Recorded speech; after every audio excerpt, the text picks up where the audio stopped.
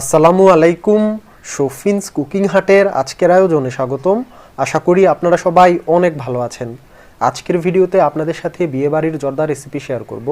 বিয়ে বাড়িতে যেভাবে জর্দা রান্না করা হয় এই ভিডিওতে আপনাদেরকে ঠিক সেভাবেই জর্দা রান্না করে দেখাবো। আশা করি এর স্বাদ আপনাদের মুখে লেগে থাকবে। তাছাড়া এই বিশ্বকাপে আপনারা ব্রাজিল বা আর্জেন্টিনা যে দলে সাপোর্ট করেন না কেন, একটু মিষ্টিমুখ করার জন্য এই জর্দা বানিয়ে খেতে পারেন। চ্যানেলে নতুন হলে সাবস্ক্রাইব করবেন। তাছাড়া ফেসবুকে শফিনস কুকিং হাট পেজ ফলো করতে পারেন। এখানে 2 কাপ পরিমাণ পোলাওয়ের চাল নিয়েছি। চালগুলো 30 মিনিট ভিজিয়ে রেখেছিলাম, বেশ ফুলে উঠেছে ভিজিয়ে রাখার ফলে। এখন একটা প্যান নিয়েছি, এর ভিতর পর্যাপ্ত পানি নিয়েছি।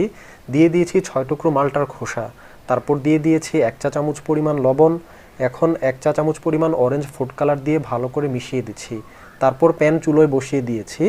যখন বলক চলে এসেছে তখন পোলাওয়ের চালগুলো প্যানের ভিতর দিয়ে দিব। তারপর ভালো করে নেড়ে মিশিয়ে দিব। ভালো করে নেড়ে মেশানোর পর চুলোর আঁচটা হাই ফ্লেমে রেখে 10 মিনিটের মতো জাল করে নিব। এই 10 মিনিটের মধ্যেই পোলাওয়ের চাল 70 থেকে 80% সেদ্ধ করা হয়ে যাবে। যেহেতু গরম পানিতে আমি চালগুলো দিয়েছি তাই খুব সহজেই কিন্তু সেদ্ধ হয়ে যাবে। এর চেয়ে বেশি সেদ্ধ করা যাবে না, তাহলে কিন্তু জর্দা ঝরঝরে হবে না।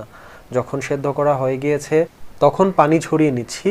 পানি একটু ভালো করে ঝরিয়ে নিতে হবে, তাতে করে জর্দা বেশ ঝরঝরে হবে। এখানে কিছু বাদাম কুচি নিয়েছি। আজকে জর্দা রান্নায় এই বাদাম কুচিগুলো ব্যবহার করব। আরও নিয়েছি 1/4 কাপ পরিমাণ কিশমিশ। এই কিশমিশগুলো ব্যবহার করব। এখন চুলায় আরেকটি প্যান বসিয়ে দিয়েছি।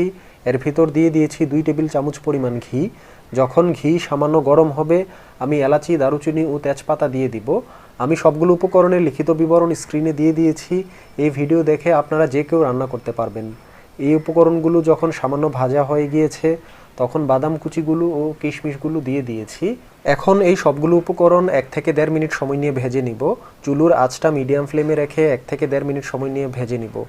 যখন ভাজা হয়ে যাবে আমি যে পোলাওয়ের চালগুলো 70 থেকে 80% সেদ্ধ করে উঠিয়ে রেখেছিলাম সবগুলো এখন প্যানের ভিতর দিয়ে দিয়েছি।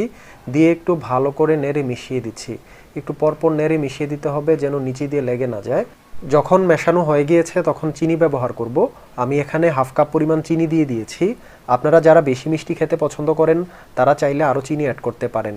চিনি দিয়ে একটু পরপর নেড়ে মিশিয়ে দিচ্ছি। চিনি দেওয়ার পর ভালো করে মিশিয়ে 5 মিনিটের মতো মিডিয়াম ফ্লেমে জাল করে নিব। 5 মিনিট পরে অবস্থায় আছে। এখন 1 টেবিল চামচ পরিমাণ গুঁড়ো দুধ দিয়ে দিয়েছি। দিয়ে একটু ভালো করে নেড়ে মিশিয়ে দিব। এখন থেকে 2 থেকে 3 মিনিটের মধ্যে কিন্তু প্যান চুলো থেকে নামিয়ে ফেলবো।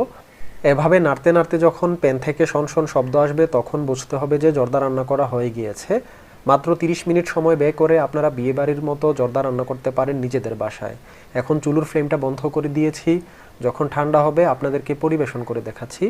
আপনারা স্ক্রিনে দেখতে পাচ্ছেন জর্দা কতটা ঝরঝরে হয়েছে। এত সুস্বাদু জর্দা আপনারা নিজেদের বাসায় রান্না করতে পারেন। ফুটবল বিশ্বকাপের এই উত্তেজনাময় মুহূর্তে কিন্তু আপনারা এই বিয়ে বাড়ির জর্দা রান্না করে খেতে পারেন। আশা করি আজকের রেসিপি আপনাদের কাছে ভালো লেগেছে। আপনারা আমার অন্যান্য ভিডিওগুলো দেখবেন। সবাইকে ধন্যবাদ। আসসালামু আলাইকুম।